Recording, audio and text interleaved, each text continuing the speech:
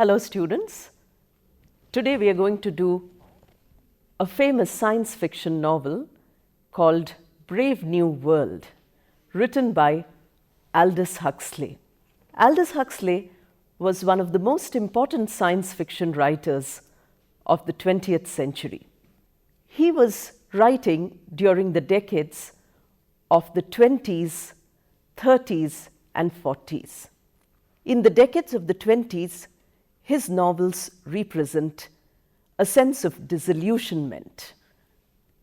In the 30s, his novels are cynical, and in the 40s, they have a sense of questioning. These were also the three moods of the age.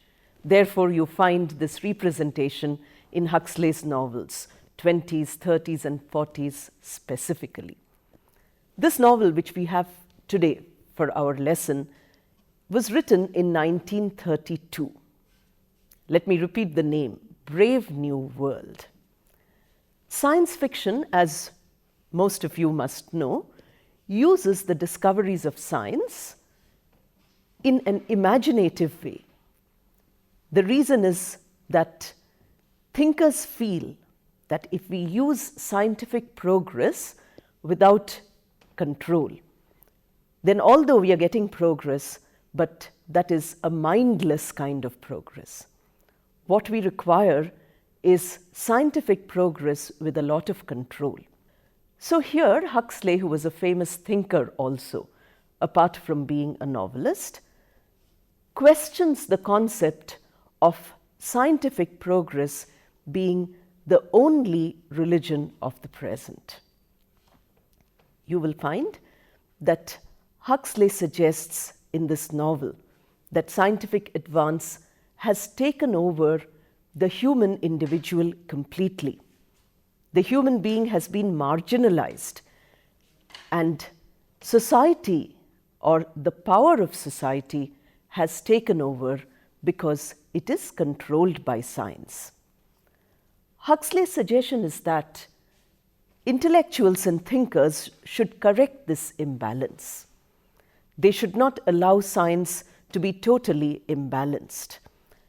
And progress which marginalizes the individual and which gives central importance to the state is not progress at all. Huxley was not only a novelist, but he was also an essayist. He was a poet. He was a travel writer. And he was a mystic who was experimenting with the human mind and consciousness.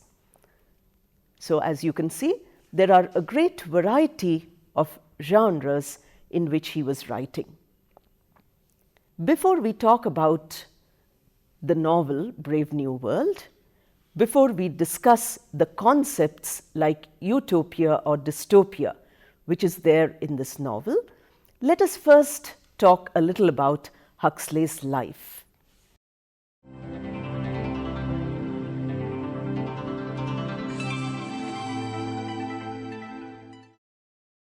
Huxley was born in 1894 in England, just the turn of the century. Victorian England was changing into the modern England. Not only this, historically it was an important time, but not only this, even his family history was very significant. Huxley comes both on the father's and mother's side from very reputed thinkers and intellectuals. For instance, we have his father, Leonard Huxley, who was a well-known literary figure of his time. His grandfather, T.H. Huxley, was a great biologist, closely associated with Darwin's evolution. I'm sure you've heard of Darwin's evolution, survival of the fittest, and so on. His elder brother, Julian, was also a biologist. And on his mother's side, we have the famous literary figure, the ruler of Victorian England in letters, that is Matthew Arnold. I'm sure all of you have heard of Matthew Arnold, a great poet, a great critic, a great thinker of the Victorian times. So now we shall talk about Aldous Huxley as a thinker and a writer. How did he develop? This is important.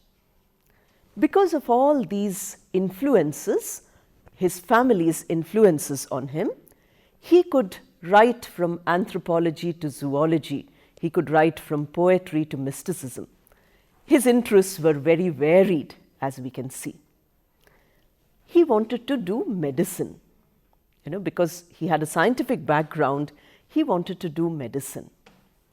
Unfortunately, after he finished his college at Eton, he had a problem with his eye, and the eyes lost their sight. It was a terrible tragedy for him. And he started learning Braille. Braille is that with which the people who cannot see read. Fortunately for him, after a couple of years, he regained partial sight. And with his partial sight, by using a magnifying glass, he could see. But he never felt disappointed or depressed. He felt that loss of eyesight for him was a single most important experience, because when we don't have physical sight, we have something called as insight. The ability to look into things, to look deeply and understand. We have the famous example of Helen Keller. I'm sure you have heard, in a story called 3 Days to See. She says that people who have eyes don't see much. So maybe Huxley, because of his partial sight, is able to look into things much better than us. He's able to look into the problems of science which you and I don't look at, because we look at the advantages which science gives us. An air condition in the room makes us feel comfortable. The lights make us study well. We can travel by cars. Ford is a very important concept in this novel. I'll tell you about it later. The Ford, the automobile. This idea is here in Huxley's experience of his loss of eyesight. Of course, this handicap did not make him into a person who was socially maladjusted. Huxley continued to live a full life. He lived at a time when science was making unprecedented progress. In the 20th century, scientific progress was unimaginable. It had never happened in the 19th or 18th or 17th centuries. Therefore, Huxley was concentrating on this concept that what appears to be real progress, is it really progress, or is it some kind of threat to humanity?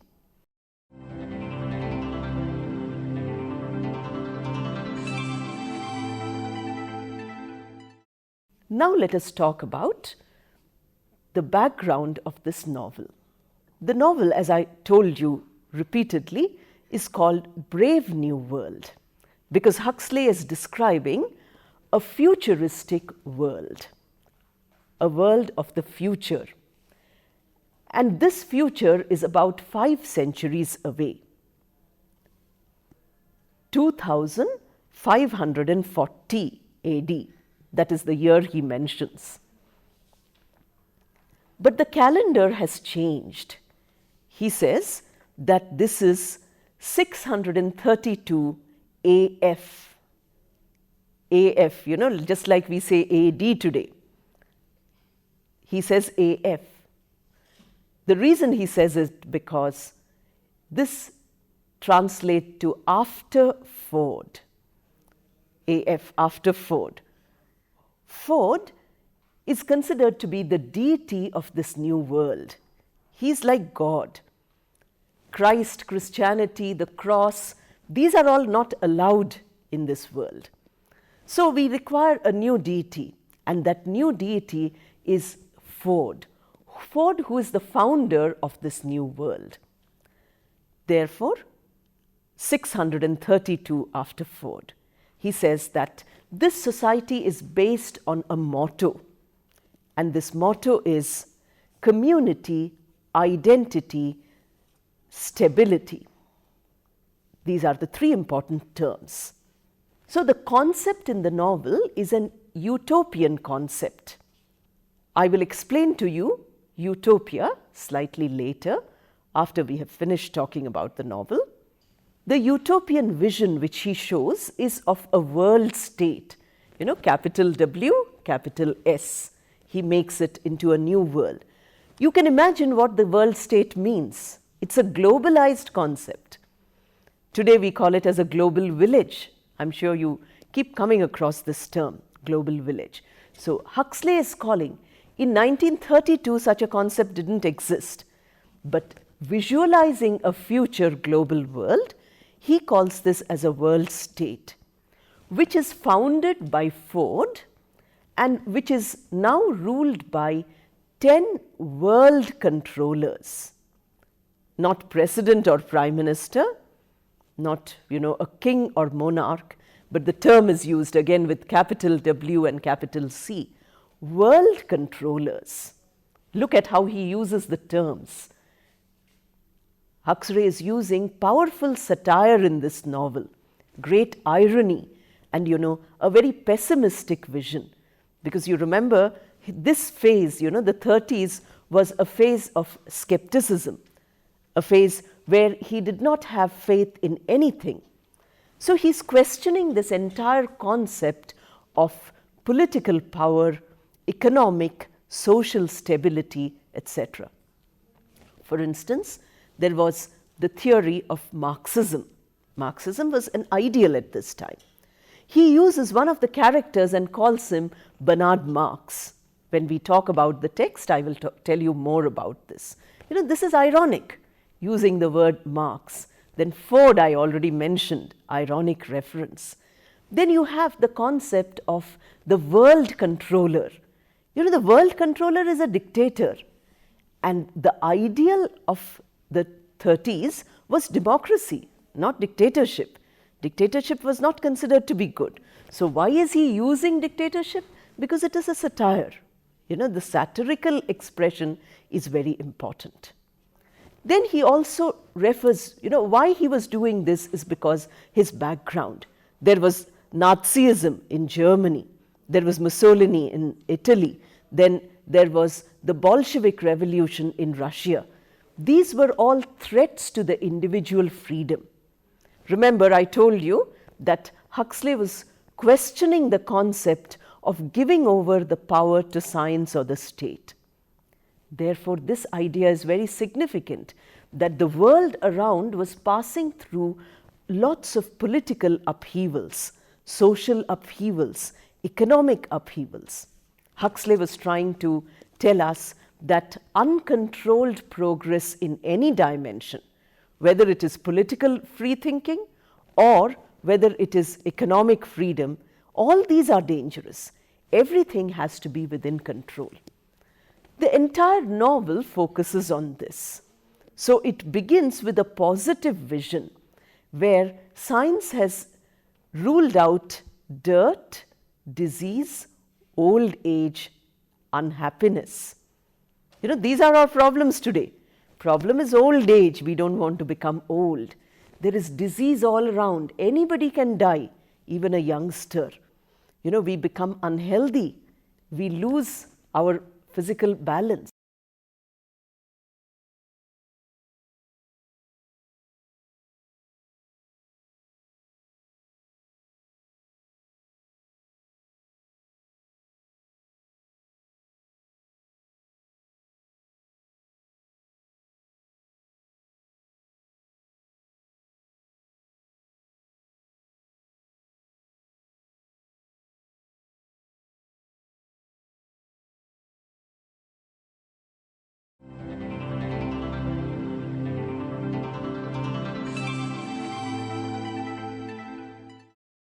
The concept of utopia comes from a term which Thomas More, the famous Renaissance humanist, had coined.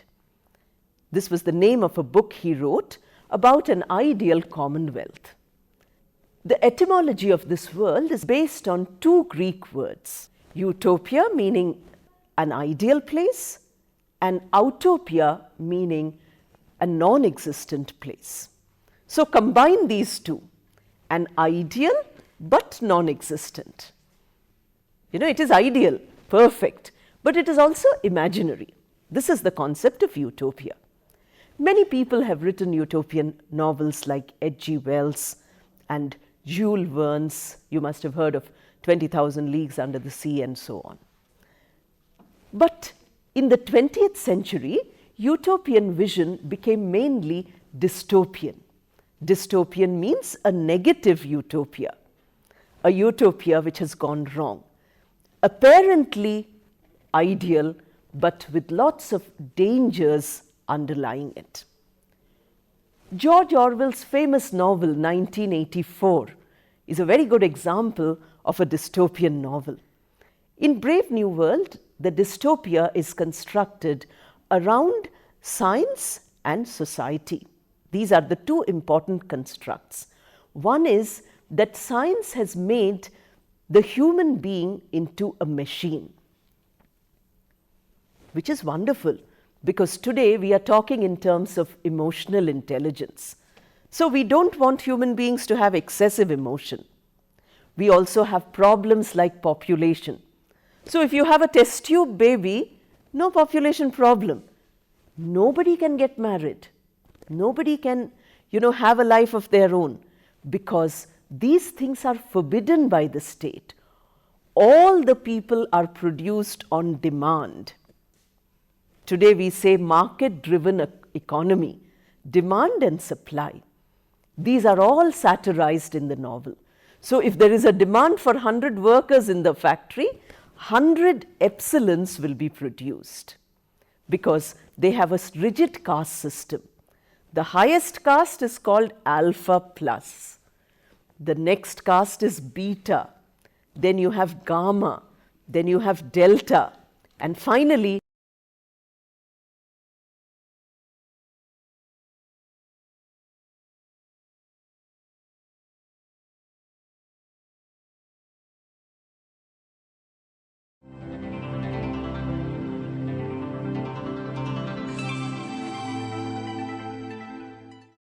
now let us come to talking about the title of the novel and a little more about the novel's history.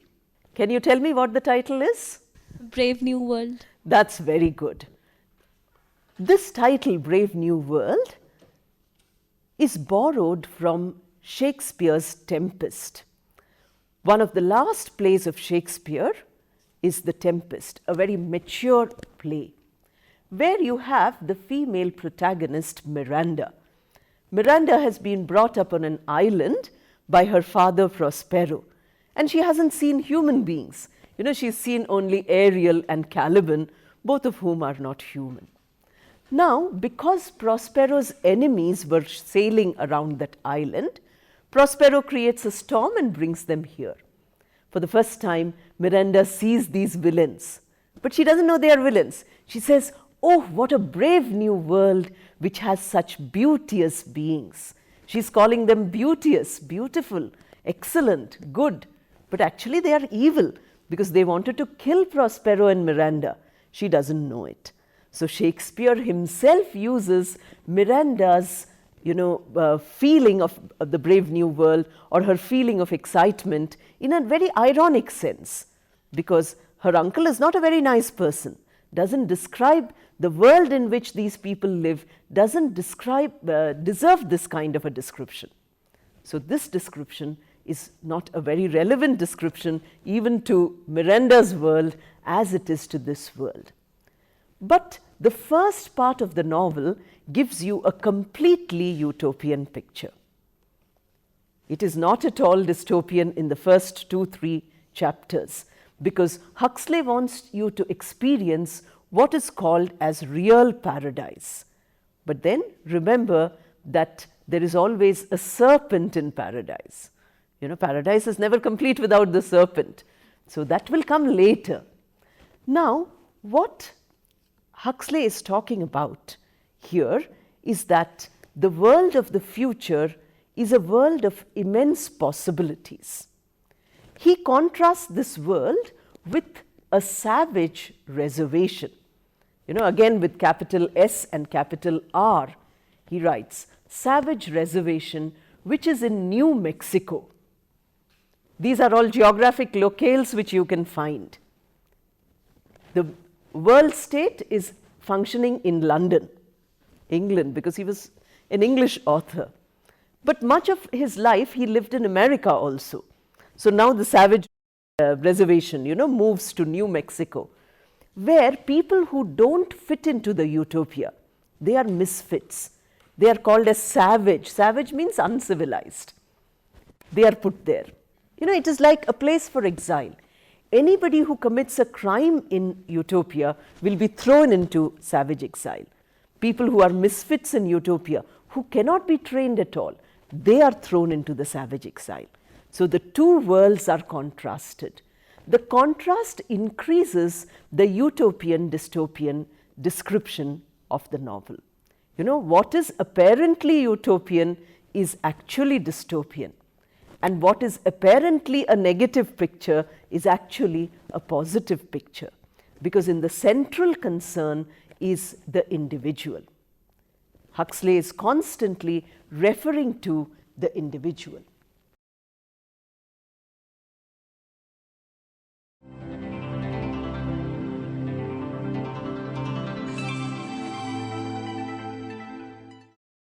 Now we have come to the last part of this lesson, where we shall talk about the plot of this novel. I'll tell you in brief what is going to take place in the novel, which has 18 chapters. The novel begins with a scene in the London Hatcheries and Conditioning Centre. This is called as the Central Hatcheries and Conditioning Centre. This is where all the population of the New World is decanted. Now you can't use a term like born, because born is a very vulgar word. They are all decanted out of a test tube. And some new students have come whom the world controller is taking around and showing. It's an introductory chapter. Showing the students is like showing the reader a new world. This leads to the conditioning center, tells us about education, because in society, education is very important. The future citizens of the world are prepared in our universities, so education. Then comes conditioning, and here we also meet the world controller Mustafa Mond. His name is Mustafa Mond. He comes and gives a lecture. In his lecture, he clearly explains what is this new world, because Mond knows the old and the new both, and he wants to specify why the new world is better. We are also introduced to two of the workers in the hatcheries. One is called as Henry Foster and the other Lenina Crow. Henry and Lenina are dating each other. But Lenina's friend Fanny, who's also Fanny Crow, because they are distantly related, from the test tube, says that it is not correct to date a single person. So Lenina chooses a person called Bernard Marx. Bernard Marx. Bernard Marx is a rebel, but he's also an alpha plus who has the permit to go to the reservation. So Lenina and Bernard go to the reservation, but Lenina cannot bear it. It's a terrible world. She's used to this world where everything is joy and happiness. She comes back, but Bernard wants to take revenge against the director of the hatcheries, who keeps threatening to send him to exile by bringing his son and wife from the reservation. Words like son and wife are not used in the New World, but the director of the hatcheries when he was young had taken a girl like Bernard is taking Lenina, and because she conceived, he left her there. And now John and Linda, these are the names of these two people, they have been in the reservation for 25 years. John is born in the reservation, so he is described as the savage. Throughout the novel, he's not called John as much as savage. Bernard thinks by bringing the savage to the new world, he can confront the director and punish him because he's all the time threatening him.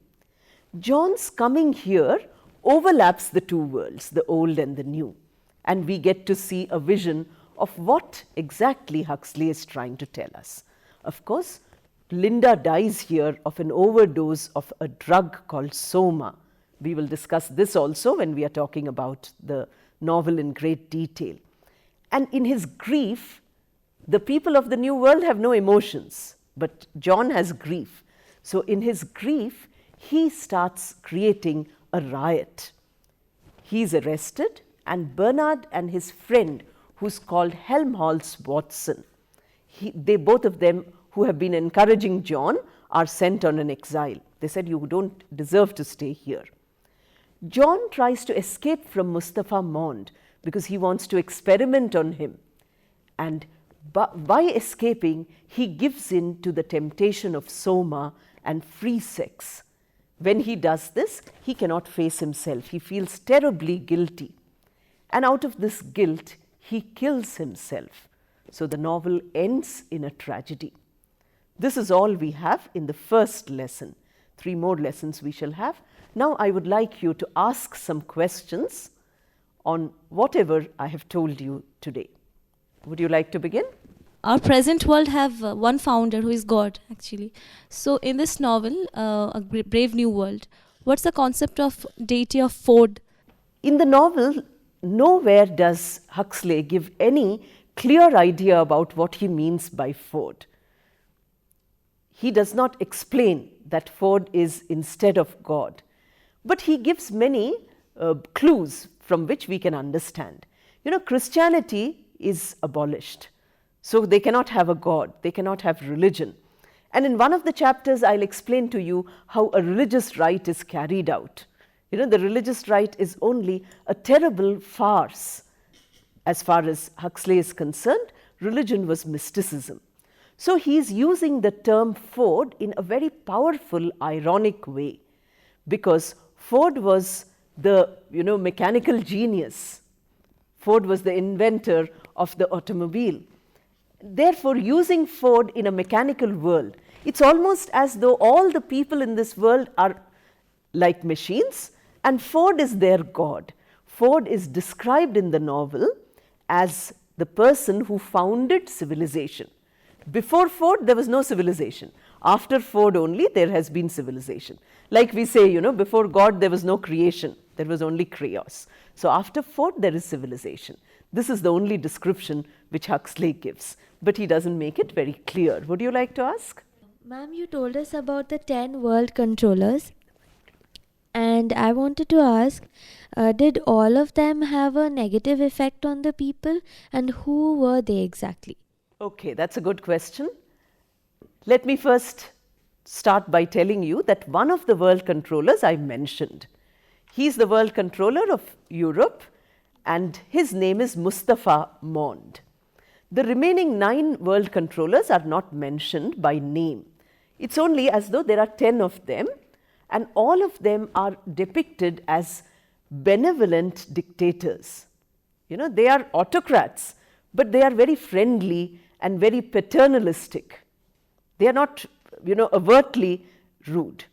Unlike the director of the hatcheries, who's a very rude and, very authoritarian person, always exercising his authority negatively, Mustafa Mond is always smiling. He's always, even when he exiles Bernard, he does it with a smile. He uses authority, but he uses it, it is like the velvet glove. The iron hand is inside, but all you can see is the very soft velvet glove. This is his concept. And Mustafa Mond is the only person in the novel who knows both the worlds, the past and the present. He has read Shakespeare, he has read the Bible, but he says that I have chosen the new world and I have not chosen the old. So he is a representative of Huxley's argument that human beings are choosing science, although they are losing their individuality. They are choosing stability and they are giving up their individuality. They are giving up their human concept. Would you like to ask? About the savage reservations, Is it a satirical representation of racism of Huxley's times, or is it a completely imaginary thing? Yes, the savage reservation has many symbolic meanings. One of the symbols which the savage reservation uses is the discrimination. We can call it racial discrimination because most of the process of colonization was, the white races colonizing the colored races. Therefore, we can say that it is a concept of racism. But the savages are described as uncivilized, not much of their color is mentioned, as far as, the distinct of color as racism is not mentioned. But certainly they are a different race because they cannot fit into utopia, and Lenina and John are always misfits.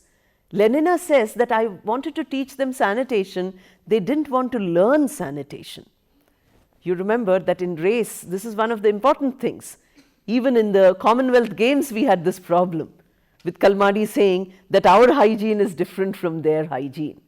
Don't you have? These are very specific things. But the way in which the reservation is kept in New Mexico, the geographic locale itself is important. And then the contrast of these two worlds. But of course, I can't explain all these things to all the three of you who have asked wonderful questions. These will become clear when we talk about the novel in great detail, which we will do in the next lesson. Thank you.